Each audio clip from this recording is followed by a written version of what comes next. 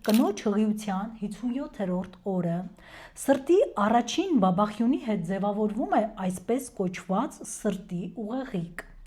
որը ստիպում է աշխատել սրտին, իսկ ինչ է տեղի ունենում իրականում։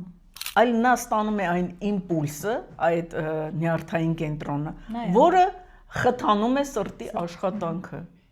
Հոգի կանչելու պրակտիկան իսկապես գոյություն ունի, սակայն խորհուրդ չի տրվում այն կիրառել, հիշեք հարգելի հետևորդներ, իսկապես խորհուրդ չի տրվում այն կիրառել։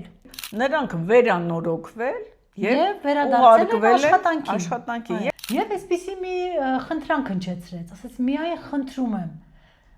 մշտապես սեղանի վրա ինձ համար ունեցիր քաղցրավենիքներ և մրգեր, ես դրանք շատ եմ սիրում։